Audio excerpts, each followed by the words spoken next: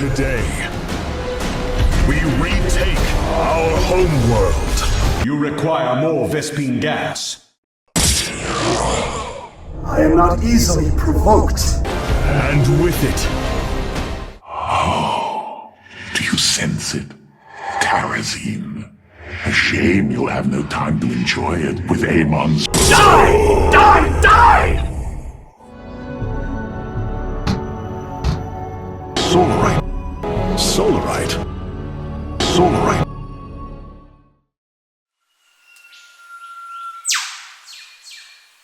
The results are in. The next challenge will be the Reaper Challenge. I'm too lazy to record this in post, so hear more text-to-speech nonsense. No, you can't just make me do another Starcraft 2 challenge so soon. Ha ha. Jetpacks go bro. The rules are simple. No spending or harvesting gas. If the campaign forces me to automatically harvest gas, it doesn't count so long as I destroy the offending structure as soon as possible. Anything that does not require gas is allowed. As with previous campaigns, I'll skip most of the no-build missions since there's no gas required. The run will be done on brutal difficulty. Let's be real though, I'm gonna have to lower things at some point. Dark Whispers only gives me unupgraded Zealots and cannon, so I alternate between pushing with Zealots and building lines of cannons and the reactor's dead. After several hours of banging my head, I come to the realization. The prologue doesn't give me any factions or Spirit of Adun abilities, so this is essentially a Zealot-only run. So I consult with ancient tomes to... Wait. Perhaps the archives are incomplete. Well, that tells me everything I need to know about how to beat this mission. If even the Master himself didn't bother covering it, neither should I, so I lower the difficulty to hard. I'm sorry, this is embarrassing. As an inspiring gamer, I shouldn't be lowering the difficulty on the first mission. Bad YouTuber. So I go back to brutal, play my hardest, and I lose again. You know, the fewer resets I do, the less electricity I use. Sounds pretty eco-friendly to me. I'll take the L and move on. I'm dreading this mission. Not only do I have to face off against the entire Protoss arsenal with just Zealots and cannons, but the entire map is swamped with Vespine geysers. It's a planet literally spewing gas. Disgraceful. So I need to be careful to avoid all of the pallets. Since there's no point waiting for geysers to erupt or getting the bonus, which also gives me gas, I instead decide to target the 2 expansions under enemy control. Using the expert tactic of luring enemy air units into static defense, I eventually smash through the 2 bases, though my Zealots keep running into pesky gas pallets. Despite my best efforts, I can't get enough Zealots past Tal'Darim lines, and with constant counterattacks, I don't have enough resources to max out more than once. It doesn't help that the Tal'Darim, Carriers, Colossi, Void Rays, and Immortals all outclass my cannons, meaning that I slowly bleed dry of minerals. So once again, I have to lower the difficulty to hard. Using the expert tactic of sacrificing my entire army multiple times, I bring down the door, and the mission ends. Growing Shadow only lets me build Zealots, but the good news is I get several free Stalkers throughout the mission. Free? I do need to be careful to avoid more pesky gas pallets, but otherwise it's a fairly straightforward affair. Use Zealots as a punching bag, focus down priority targets with Stalkers, run away from my problems, and win. Spear of Adun is going to be a doozy. I only got Zealots, cannons, and shield batteries to face off against 2 massive Protoss and Zerg forces. Ordinarily, the easiest way to win is by clearing each power cell of defenders and then activating all of them simultaneously to avoid enemy counterattacks. However, I get the feeling I won't be able to clear all of the power cells because of all the air units on the map. To aid my advance, I activate the nearby warp gates and pick up useful minerals. To push to each cell, I use the expert tactic of running away from my problems to lure them into static defense. Despite my best efforts, there's too many enemies and not enough minerals for me to keep slow pushing. I can't beat Amon head-on, but technically, I don't have to. With the expert tactic of losing my entire army to clear 2 power cells, I end the mission before the last of my structures is destroyed. After the mission, I get access to Whirlwind Zealots, Zealots that spin. Like Raptors, they're fragile but have good attack, making them perfect for this challenge. Sky Shield finally gives me some useful abilities. I get access to the Spear of Adun, a powerful warship that costs no gas. I can deploy free pylons and fire orbital strikes. This grants me some much needed anti-air to push to each of the stabilizers. I need to be careful to avoid more pesky gas pickups, but pushing to each stabilizer is fairly straightforward.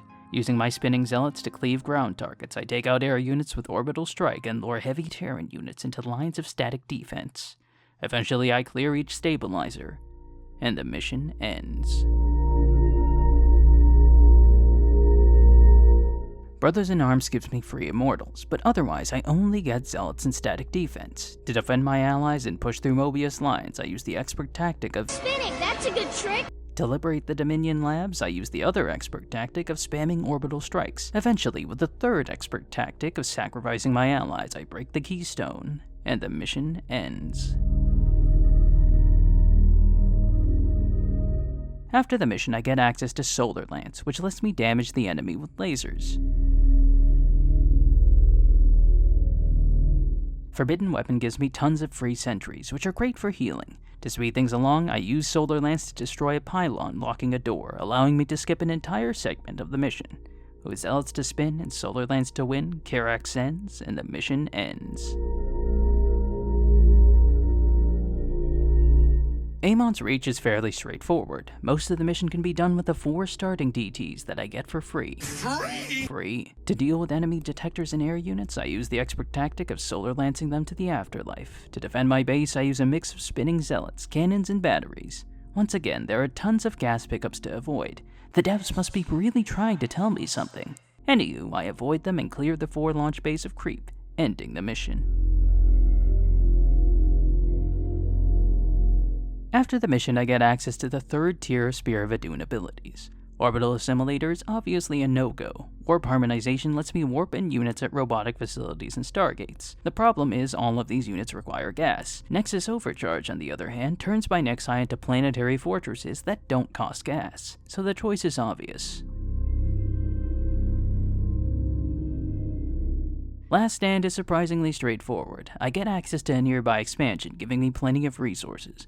Ordinarily, I'd need to move out early to destroy the Zenith Stones, but since I have Solar Lance, I simply wear them down over the course of the mission. To defend my base, I use the expert tactic of spamming static defense. Nexi are more durable than cannons, allowing me to weather Zerg and Hybrid throughout the mission. Sadly, I can't hold out for the bonus, so no Solar Rite from this mission. You disappoint me. Temple of Unification gives me free Stalkers and Phoenixes. They'll serve as a good defense force, but I need to get moving before the enemy becomes overwhelming. To defend my base, I use the expert tactic of spamming static defense, particularly Nexi with shield batteries to tank. To seize each lock, I spin my Zealots, blast air units with Solar Lance, and spam static defense to fortify each spot. I need to be careful since units like Void Rays and BCs take more than 1 Solar Lance to destroy, but otherwise the only issue is that the bonus objective is a flying unit. Due to heavy air attacks, I can't spare enough Solar Lances to finish the job, so once again I beat the mission without any new Solar Rite. Afterwards, I get access to Shield Overcharge, which shields Overcharge. The line doesn't work here.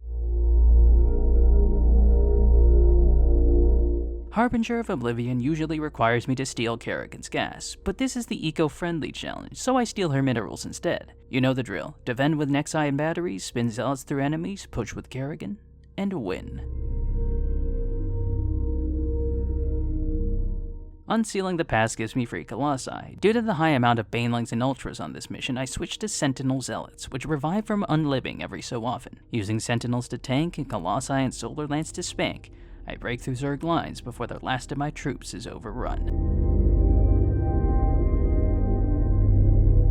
Unfortunately, Purification is absolutely insane. No matter how many times I play this mission, I can never figure out the timing of the attacks. I've run out of resources, I can't reach the other expansion, and I can't beat the Zerg head-on. But technically, I don't have to. Through the expert tactic of sacrificing hundreds of Zealots for 4 structures, I reactivate the Purifiers, ending the mission before I run out of minerals and the core matrix is destroyed. Steps of the Rite gives me some free Void Rays and Stalkers. Using them for early defense, I build up lines of Nexi and shield batteries. Sadly, I can't beat the Tal'Darim head-on, but technically, I don't have to. Through the expert tactic of sacrificing hundreds of Zealots for 4 Ascendants, I end the mission. After the mission, I get access to Matrix Overload. This allows me to Matrix Overload. The line doesn't work here. Unfortunately, Rakshir is absolutely insane. No matter how many times I've played this mission, I can never figure out the timing of the attacks. The biggest limitation to my arsenal is terrible anti-air. I can only fire so many solar lances and spam so many Nexi before the amount of carriers and void rays overwhelms me. After consulting ancient tomes, I discover the answer is to play really well and get lucky with solar lances. Unfortunately, I'm not Grant, so I lower the difficulty to hard. I forego building walls of static defense and use the expert tactic of rushing the objective to win. Before Revanskar, I replay some of the missions in the Master Archives to get some missed Solarite. I definitely replayed them all on Brutal and adhered strictly to the rules. Trust me. Afterwards, I choose Repair Beam and Time Stop. Repair Beam repairs beams, and Time Stop time stops. The line doesn't work here. Templar's charge is long. I'm stuck mining bases with low minerals, forcing me to rely on mineral pickups scattered across the platforms. Unfortunately, they also come with pesky gas pickups, forcing me to sneak around to survive. I get free carriers and phoenixes, but these won't be enough to beat the mission. As cannon fodder, I choose Sentinel Zealots and Reconstruction Beam to keep them alive. To defend, I need to keep a solar lance on hand, but otherwise I can focus down enemy BCs and Vikings with impunity. To push, I use a combined force of my starting fleet and sentinels. For the final core, I consort with ancient tomes and build a wall of Nexi to contain the enemy. I can't beat the Terrans head-on, but technically, I don't have to. By rushing in my fleet and Zealots, solar lancing the objective, and deploying a pylon, I warp in an army and destroy the core before I'm overrun.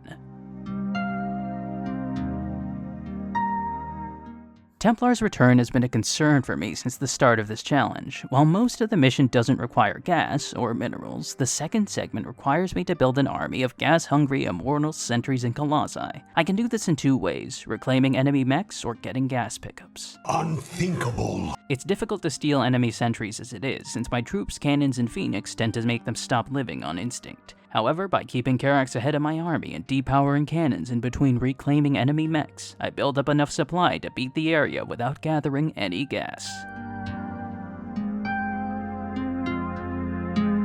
The host is surprisingly straightforward. The game plan is simple. Fortify my base with Nexi and batteries, mass a mob of spinning zealots, use Time Stop to get to a void shard, surround it, use Solar Lance, use Shield Overcharge when Time Stop ends, and run out once the shard is destroyed. Rinse and repeat. To prevent myself from running out of resources, I move out early, securing each expansion and landing zone in between enemy attacks. I do need to be careful to save my Solar Lance, as it's the only real counter to enemy capital ships, but after several resets, I destroy the final shard and end the mission. Salvation is gonna suck. I already have some trouble at the start, as Rohana tries sabotaging me by putting probes on my assimilator. Even with quick reflexes, my problems continue to pile up. While I have a decent starting force, my allies need more than decent to survive. Using the tried and true tactics of trapping Alarak with shield batteries and using Karax to speed up production, I aim for a mix of Zealots, Nexi, and shield batteries. To deal with enemy Sky Toss, I use Solar Lance as much as possible, but it won't last forever. The Spear of Adun gradually loses abilities over the course of the mission, meaning that by 50%, I lose one of my only ways to deal with air units. You people all took my treasure from me. My treasure! You garbing little shit. Solar Lance was going to bring death to the Golden Armada, on a scale unimaginable. Something I could never do. I am a zealot. A unit on the ground. I can't rain lasers. I can't fight an entire fleet teeming with ships and bleed it to death. But Lance could, and that was taken away. This is not a challenge run, as you understand it. Lance was my cheat, and this mission broke it, and I can't bring it back, because I'm not a developer. Why is it that only Blizzard's hands can reach into hell?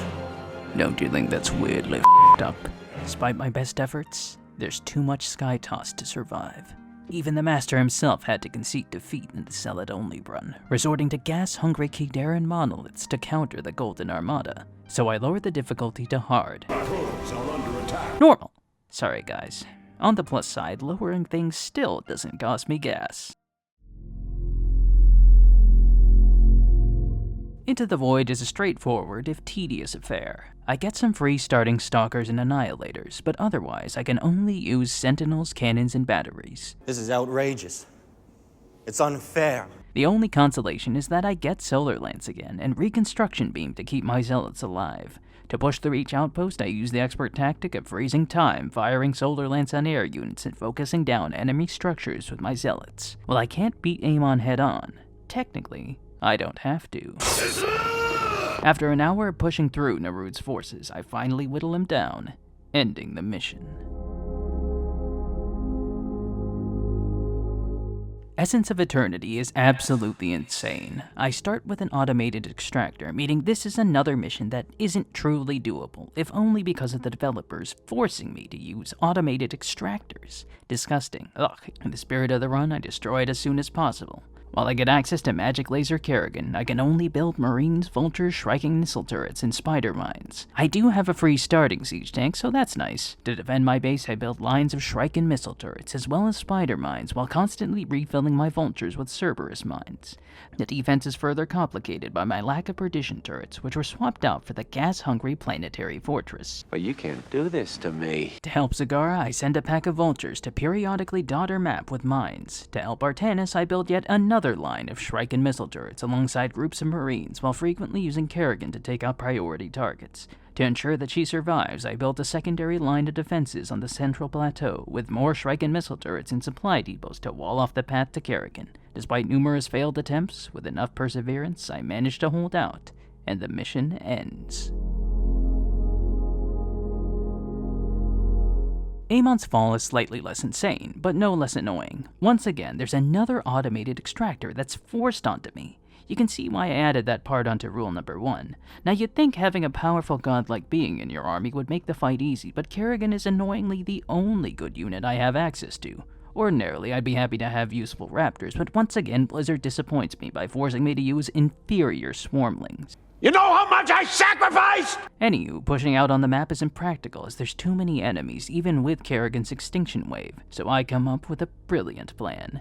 Technically, I don't need to clear out the enemy bases, if I teleport around them. By sneaking 2 drones to Raynor on Artanis' bases and building hatcheries behind their lines, it gives me 2 spots to teleport to. Every time a crystal floats by, I teleport Kerrigan over, take out the crystal and its towers with Quantum Ray. As for my base, I let it fall to divert enemy attacks. The defeat condition is losing all of my structures, so as long as my allies survive, they'll keep my remaining hatcheries alive. In the meantime, I finish off the remaining Void Crystals. It takes a few attempts, since one misclick could lead to Xel'Naga Kerrigan needing to respawn, but eventually I bring down the final crystal, and the mission ends.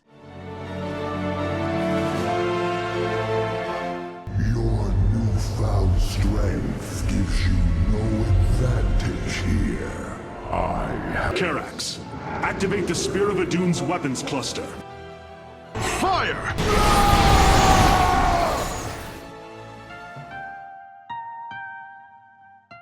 So can you beat Legacy of the Void without spending or harvesting gas? Yeah, kind of. In total, all 4 no-build missions can be done without spending gas, even Templar's Return. If we include missions where I had to lower the difficulty, this increases to 8 out of 25. If we added missions that I can beat without using gas at all, this increases to 23 out of 25. If we include the missions that force me to use automated gas harvesting, but can otherwise be done without intentionally using or harvesting gas, this brings the total to 25 out of 25 missions, 100%. The success can be chalked up to the Spear of Adun and the various unit factions for my Zealots. Solar Lance, Shield Overcharge, Time Stop, and Nexus Overcharge were all crucial for ensuring both defensive and offensive capabilities in the absence of good tech. The obvious downside to the run here was that I constantly had to wait for the Spear of Adun abilities to go off cooldown. Remember, Patreon, Patri off. Sign up for early access, work-in-progress updates, ad-free videos, and more. Shoutouts to Time, Gladys Marino, Happy Accurate, Scott Replinger, and Jen Tuong for supporting the channel. If you enjoyed the video, make sure to like, share, comment, subscribe, and manipulate space-time to protect the environment. We call it Terrazine, and it'd be worth a fortune to the right bidder. More time! We must protect the breath of creation with all— Nova, I have completed preparations for a nuclear strike. You may call me down. Excellent work, Rite.